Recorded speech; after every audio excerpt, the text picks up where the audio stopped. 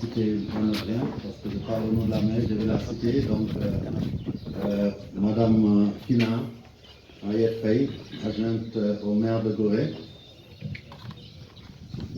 Chers mesdames et messieurs, invités, membres de la presse culturelle, chers visiteurs, chers membres du conseil municipal, je crois que je vous oublie, chers membres du corps enseignant de Gorée, c'est avec beaucoup de plaisir aujourd'hui, ce 2 juin, j'accueille notre ministre de tutelle ici à Gorée pour un événement mémorable. Je sais que n'eût été certainement les circonstances actuelles, nous aurions pu donner un cachet plus fort à cet accueil pour vous magnifier notre volonté de vous accueillir, vous et nos hôtes de la coalition ainsi que de la Fondation Fort, parce qu'il est important dans nos communautés de savoir simplement dire merci. Merci donc à ces partenaires qui ont voulu se mettre aux côtés de l'État pour accompagner ce projet qui a changé quelque part la face de cet endroit emblématique que constitue la Maison des Esclaves, logé dans un endroit aussi emblématique que constitue cette île de Gorée, classée depuis 1978 patrimoine mondial de l'humanité, justement grâce essentiellement à la Maison des Esclaves.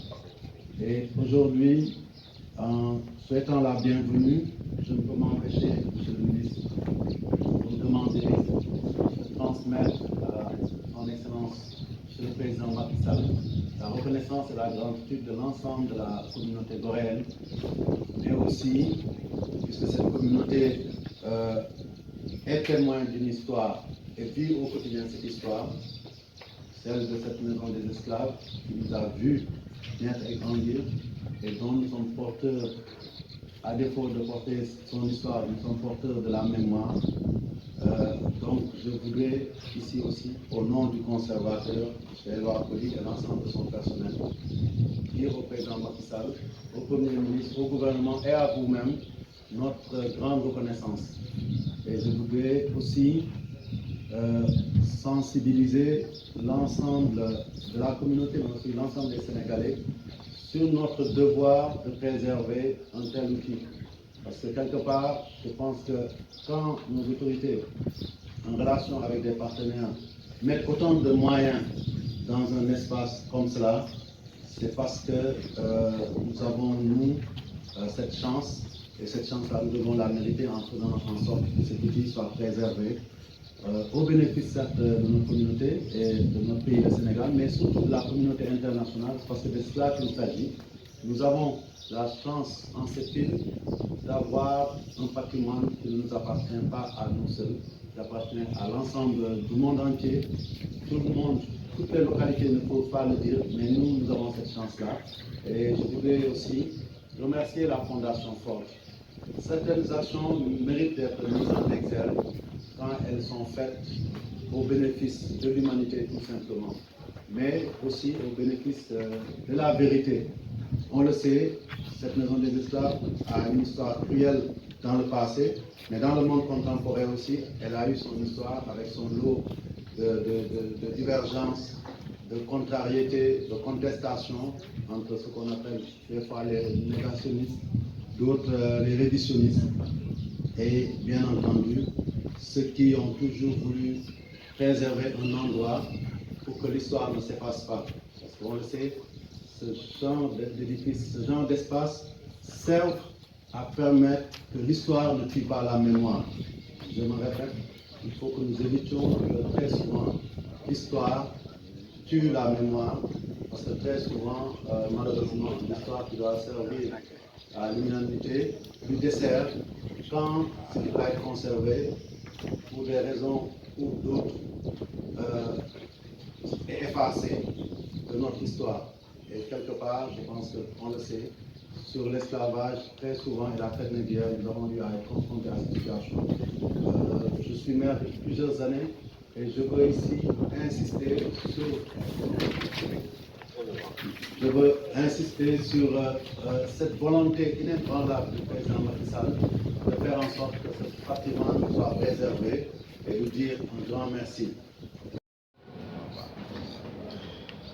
Les lignes là, les lignes là. Les signaux. Oh ben les lignes ou les signaux?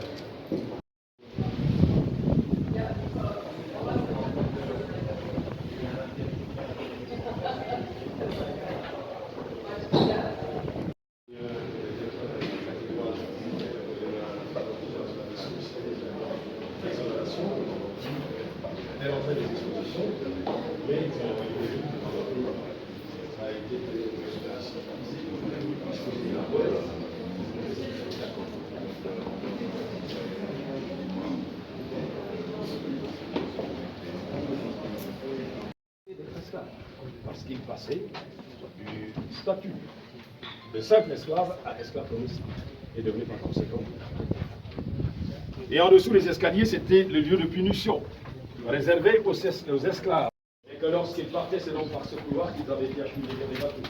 Chaque fois que le nœud avait été passé la porte vers la mer, il n'était plus jamais revenu. Car une fois passé la porte, il y avait eu un pont en bois de palmier. Il partait de la porte vers la mer, puisqu'il y avait des rochers.